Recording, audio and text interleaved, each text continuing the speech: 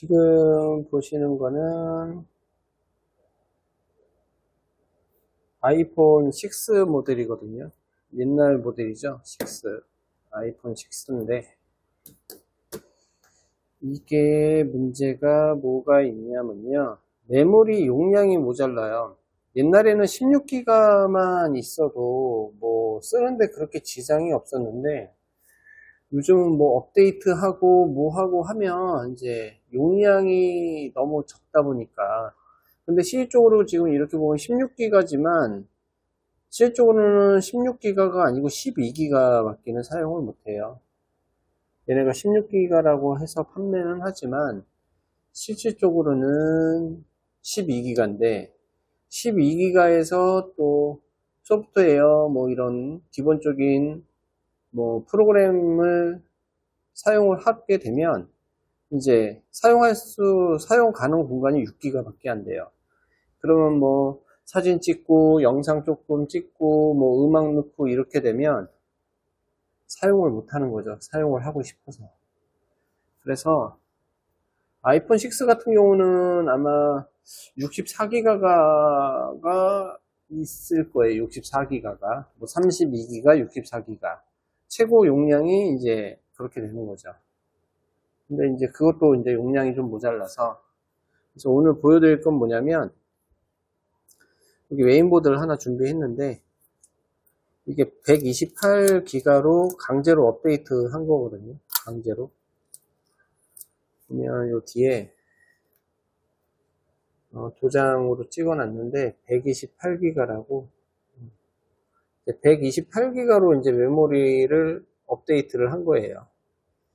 그래서 메모리를 업데이트하는 방식은 기존에 있는 메인보드에서 여기 있는 메모리를 교체를 해서 이제 업데이트하는 방식이 있고 업그레이드를 하는 방식이 있고, 아니면 메인보드 자체를 구매를 해서, 근데 메인보드를 구매하실 때는 꼭 이렇게 홈 버튼도 같이 구매를 하셔야 되거든요. 같이 있는.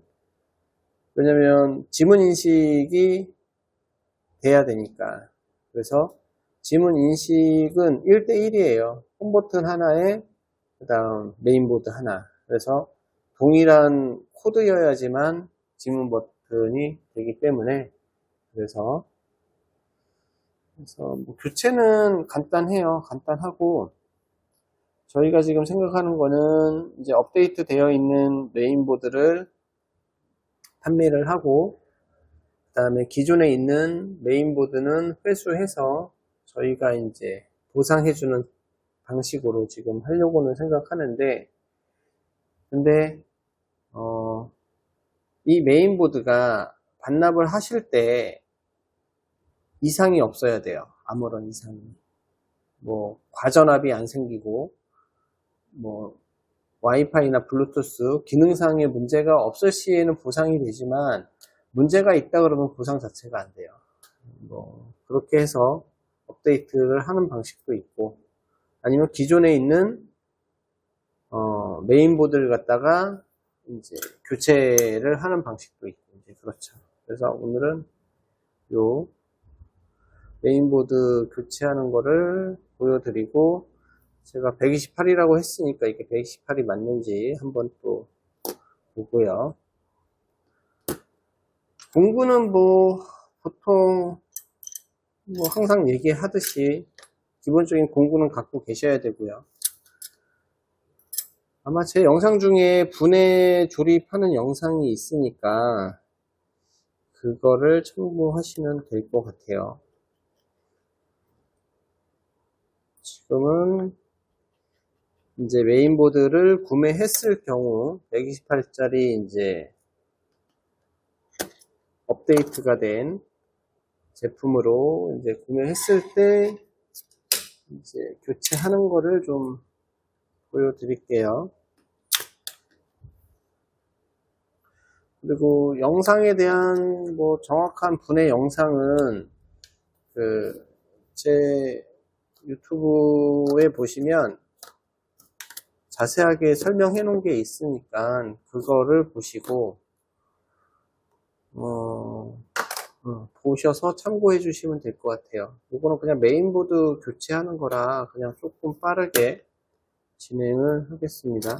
뭐 특별한 설명은 많이 안 할 것 같고, 그리고 제 영상 말고도 그 설명이 잘 나와 있으니까 다른 분들 거, 그리고 중요한 거는 나사가 작고 크고 이런 게 있으니까 정확하게 나사를 두셔서 헷갈리지 않게끔, 나사가 그 위치에 그 나사를 안 꽂으면 메인보드 자체에도 문제가 생길 수도 있고, 그렇기 때문에 꼭 나사 위치하고 크기를 숙지를 하셔야 돼요.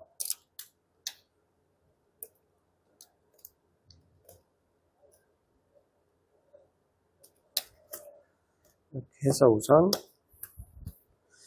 홈 버튼을 먼저 교체를 할게요.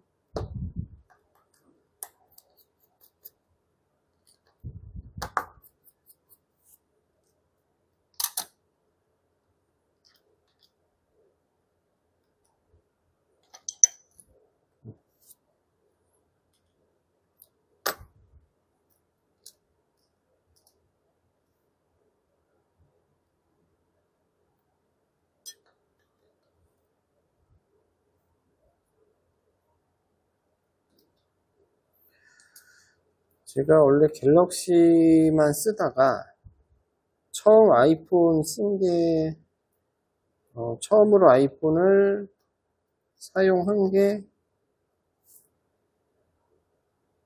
아이폰 6예요. 아이폰 6를 구매하면서 처음 이제 산 거죠. 그 전에 뭐 아이폰을 만져보기는 했지만 실질적으로 제가 사용을 한 거는 이 모델이 처음이에요. 그래서 조금 애정 같은 게 좀 있어요, 6는. 그리고 요즘 6 이렇게 들어보면 정말 가볍거든요.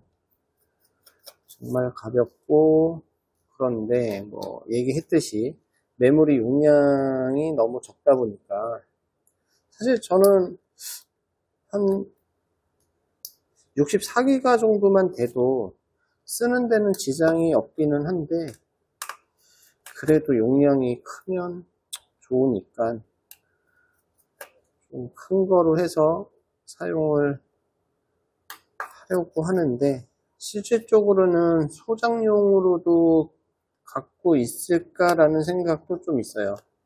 소장용으로 사용을 하던가 소장용으로 놔두던가.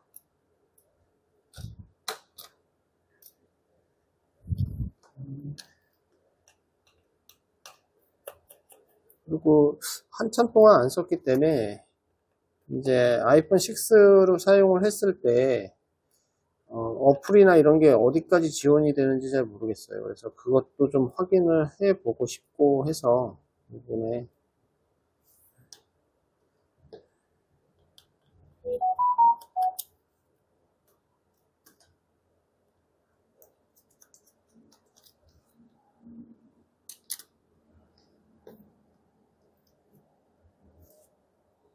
이런 식으로 나열을 하듯이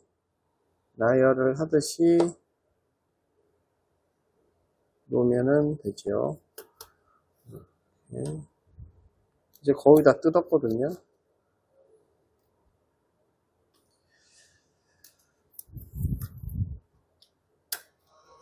옛날에는 참 아이폰 나사 많고 막 그래갖고 어렵다 생각했는데 요즘은 그렇게 어렵지가 않아요. 요즘이 더 나사가 많기 때문에 이렇게 하면 이제 끝입니다. 지금 유심을 제가 빼놨어요. 유심 슬롯을 빼셔야 되고요. 그래서 이렇게 메인보드를 기존의 거를, 아이고 이거 하나 안 뺐네. 안테나까지 빼고 이렇게 똑같은 메인보드죠. 근데 얘는 16기가, 여기 16기가라고 적어야 됩니다. 16기가 이렇게 그리고 새로운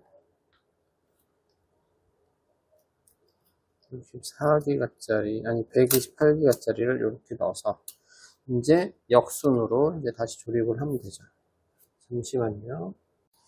이제 역순으로 조립을 하면 되고요. 역순으로 해야 되는데 크게 나와서 우선 메인보드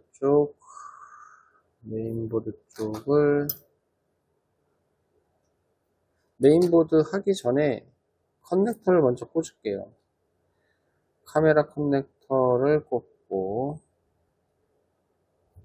그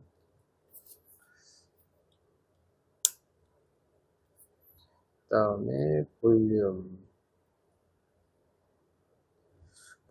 쪽도 꽂고 전원 쪽도 꽂고 맨 밑에 있는 충전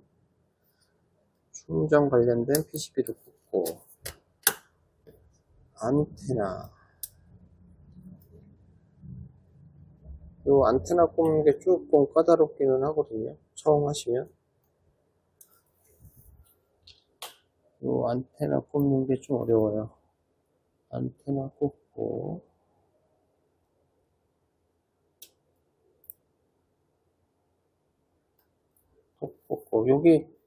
요게 지금 배터리인데 배터리는 꼽지 말고요. 배터리는 이제 LCD 꽂고 맨 마지막에 이제 꼽는 거거든요. 이렇게 꽂은 상태에서 이제 메인보드 쪽에서 푸른 나사를 먼저 고정을 해 주시면 돼요. 왜 커넥터를 먼저 꽂았냐면 아이폰은 좀 디자인이 우선적으로 좀 하는 게 좀 있어서 마무리가 그렇게 썩 좋은 편은 아니에요. 옛날 거니까 더 하겠죠. 그래서 삼성처럼 뭐가 딱 아구가 맞는 그런 방식이 아니고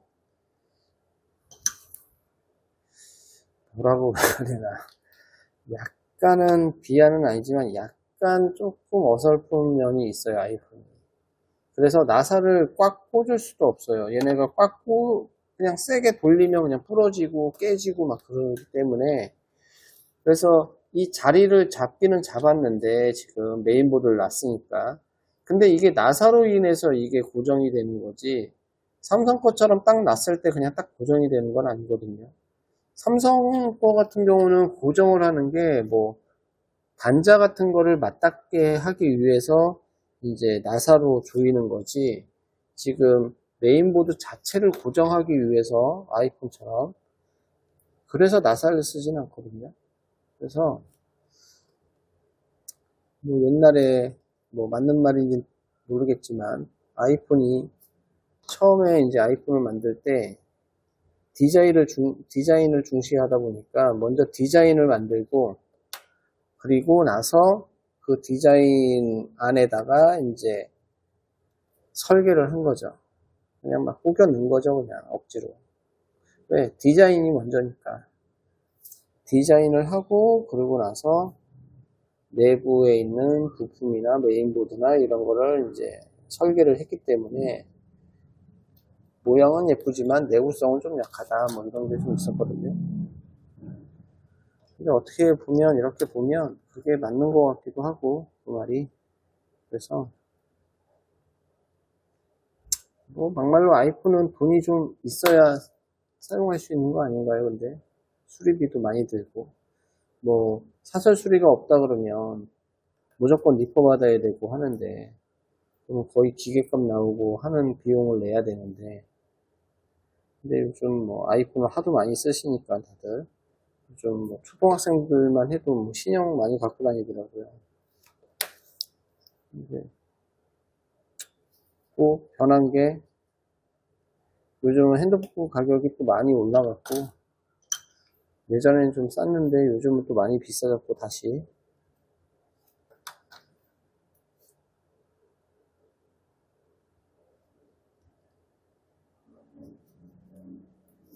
그래서 이런 나사를 체결할 때도 전부 다 꽉 조이는 게 아니고 나사를 전부 다 어느 정도 이제 조여준 다음에, 그리고 나서 정 위치에 맞으면 그때 가서 한 번 더 이제 조여주는 이런 형식의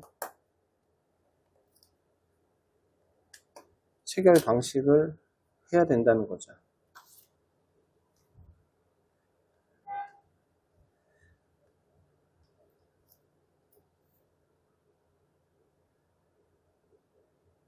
뭐 자동차 엔진 같은 경우에 보면은 엔진도 뭐 조이는 순서가 있거든요. 근데 자동차하고 이거하고는 좀 다르긴 한데,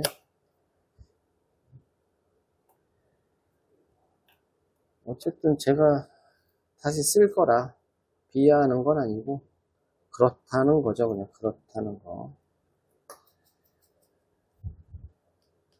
이제 조립 다 끝났어요. 이제 액정. 지금 남은 게 요 밑에 배터리 단자하고 이제 우에 LCD. 이거 초창기에 이거 LCD, 그러니까 아이폰 6 초창기에 나왔을 때요. 이 커넥터가 기존의 커넥터보다 되게 많이 크거든요. 이거 끼느라고 낄 줄을 몰라갖고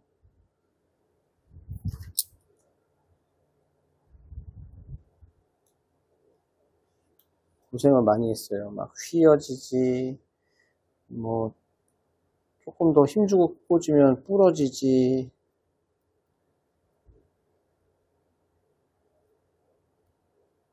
익숙하지가 않으니까 그때는.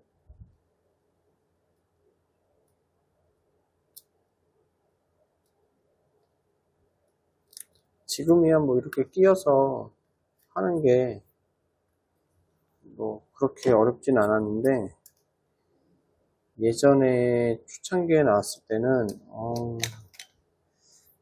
정말 어렵더라고요.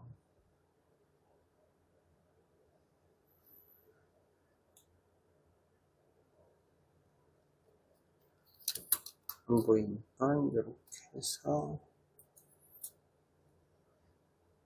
요 나사도 한 번에 다 조이는 게 아니고요.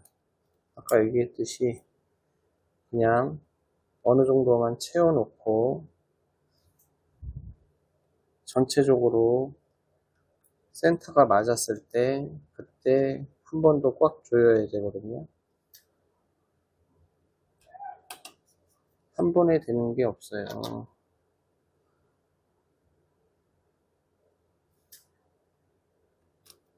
이렇게 해서 센터가 맞으면 그때 이제 약간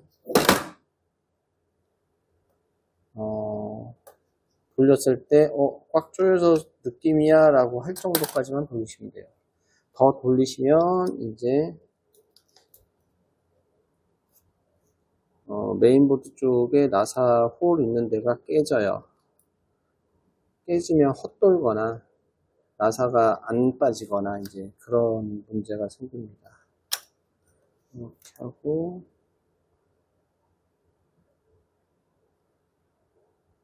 센터를 잡아주고,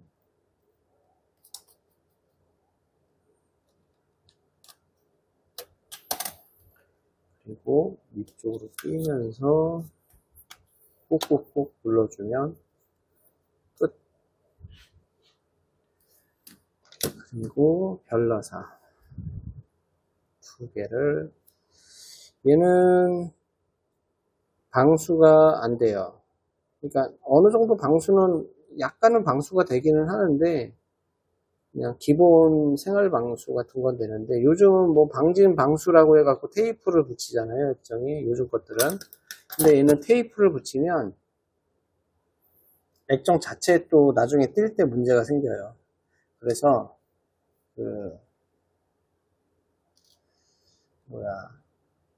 그냥 아무것도 붙이지 않는 상태에서 이제 사용을 하는 거죠. 그러면은 정보에 들어가면 여기 128기가, 이렇게 보면 128기가인데 이거는 전체 용량이 128기가가 딱 맞아요. 아까 전에 이제 16기가 메모리 같은 경우는 16기가 메모리가 지원이 안 되는데 128은 128이 다 할당이 돼서 이제 지원이 되고 소프트웨어가 깔리고 하다 보니까 이제 121기가 정도가 이제 남는 거죠. 이렇게 해서 메인보드를 교체해서 이제 사용을 해도 되죠. 사용을 여기까지 하겠습니다.